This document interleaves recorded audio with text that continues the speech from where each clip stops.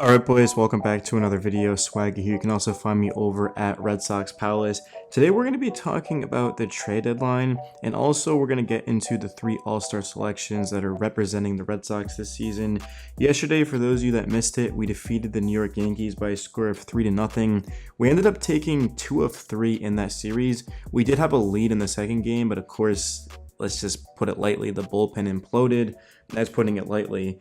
But overall, nobody's complaining about taking 2 of 3 from the Yankees. The Sox, they've been an absolute fire. I can't even recall the last time we lost a series. We have had some splits, but it's been so long since we actually lost a series. This team's on fire. And really what it's come down to is the starting pitching's been amazing, and the offense has found ways to score, whether it be to hit home runs or to steal bases. It's just been awesome.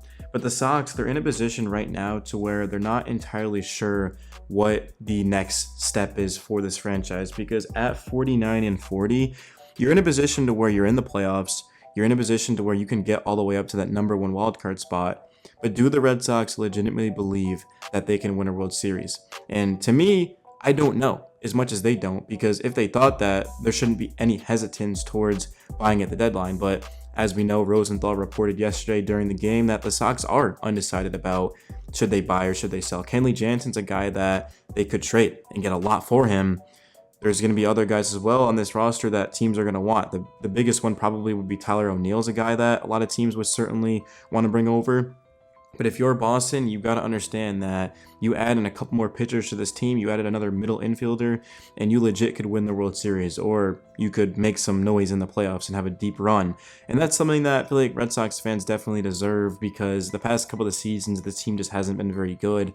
2018, we had the best season in franchise history, and then after that, there really hasn't. I mean, I would say a couple years after that, of course, we did go to the ALCS and competed with the Astros, but the Red Sox every year, it's essentially World Series or bust, and I feel the same right now. If we don't win a World Series, I mean, I'm not going to say it's a bad season, because we've seen a lot of these young guys break out, and the Sox haven't been healthy to begin with, but at the same time, right now where we stand, if we don't make the playoffs, and if we sell at the deadline, to me, I wouldn't be disappointed, being honest with you guys. So, but looking at Boston, I mean, the reason why they're sort of in this situation is because of management, ownership. A lot of it is as well the Trevor Story contract. I mean, this is a guy who's making a lot of money, who hasn't even been available. When he's been available, has been bad. So we don't have a lot of flexibility. But at the same time, imagine if the Sox end up getting back Tristan Cassis, and they end up getting back Liam Kendricks, and of course they get back Vaughn Grissom, and then they add in a couple of pieces. This team legit would be as good as anyone else in the major leagues. We've already seen them beat the Yankees multiple times. They beat the Phillies, and they've swept some lesser teams as well. So, I mean, this team, they've got a lot of talent. Alex Cora has done a hell of a job, especially considering we were 500 most of the season. And instead of focusing on winning series, we just realized that we've got to keep winning series, and that's been the thing for the Red Sox. So right now we've got 3 All-Stars, Rafael Devers, we've got Jarren Duran, and then we've got Tanner Houck. So we'll talk about Duran first, because I think he's the most interesting. I mean, he's a guy who, he turns 28 next month in September. He's having an unbelievable season, 10 home runs, 10 triples, 21 steals. That might not sound crazy, but he's actually the second player in MLB history to have those numbers at the All-Star break. The only other player to do it is Jose Reyes, so he's the only player in the American League to do it. I mean, Duran's been incredible. His defense, he's making the routine plays. He's also made some plays that only elite center fielders make, right? Whether it be robbing a home run or laying out. I mean, Duran, I would say he's our best overall player. Rafael Devers is our best player, but I think Duran is our best overall player. He brings a lot of versatility with his power, his speed, his glove. I mean, he's just crushing it right now. The thing about Duran is that mentally, he almost gave up. Remember, he dropped a fly ball in the outfield that allowed an inside the park home run. He also dropped a couple of balls against the Royals. One of them was a tough play, but the first one was a routine. He didn't make them, and then he was going at it with some Royals fans. And also, when Duran first was called up, he was horrific, and then he was even worse actually the next season. I mean, this is a guy who at one point didn't even make the opening day roster. It took an injury to Adam Duvall for him to even be given a chance, and ever since then he hasn't been called down because he's been good. But Duran, he just kind of represents the Red Sox and what they're trying to build, and that's just grit, determination, using it as fuel.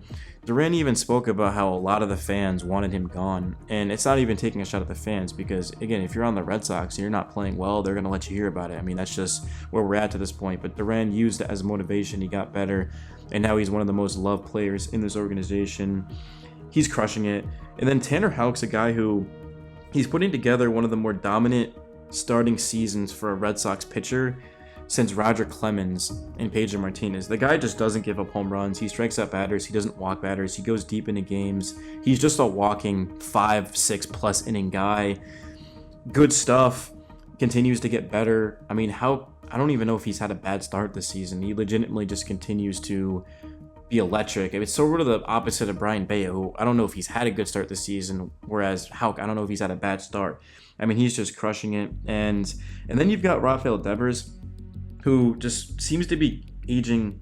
I'm going to say aging like fine wine. He's 27 years old. But I mean, the thing is, Devers feels like he's been in the league for 7 years. And he has been. He literally has been. And we recalled him up when he was 20. So yeah, that makes sense. He has been in the league for 7 years. He's just been around forever.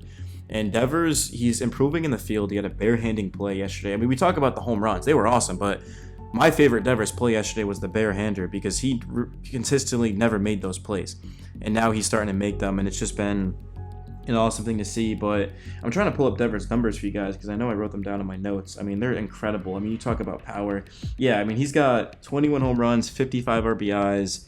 He's hitting 293. He just had his 1,000th career hit.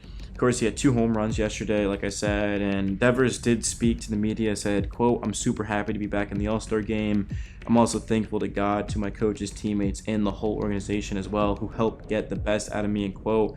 So we have 3 players representing the roster in Texas in the All-Star game. Alex Cora also made a great point saying that, quote, "It's a testament to the organization. Sometimes we get caught up in trying to be somebody else or trying to emulate other organizations. The All-Star selections are a reminder that the Red Sox have done it the right way for a while," end quote. And what what Cora was talking about in that quote was how we have 3 homegrown All-Stars, right? Not to say that other teams don't, but the Red Sox, they have been developing their own players, which is something that, not to say we didn't do because we had plenty of them, but the Sox were teams that would go out there and they'd get aggressive with trades, aggressive with free agents. But literally our team right now is almost all homegrown talent. I mean, 2018, 2019, 2017, those years were all about the Red Sox developing talent. We got Duran in 2018. We got Carter Crawford as well. 2017, we got Houck. We got Cassis. We ended up getting Ryan Fernandez, who is with the Cardinals right now, but he's been crushing out of their bullpen. So, of course, we did go out and get Ceddanne Rafaela and Brayan Bello. Just incredible stuff, man. I mean, those guys are playing huge roles for us. They're starting players that continue to get better. And then also, you can't forget about Chaim Bloom because he's a guy who got a lot of criticism because he signed Trevor Story and he traded Mookie Betts. A lot of that had to do with a group decision. But what about Bloom getting us Rev Snyder, getting us David Hamilton, Willie Abreu, right? Those don't happen without Bloom. So I think Bloom did a lot of good versus a lot of bad.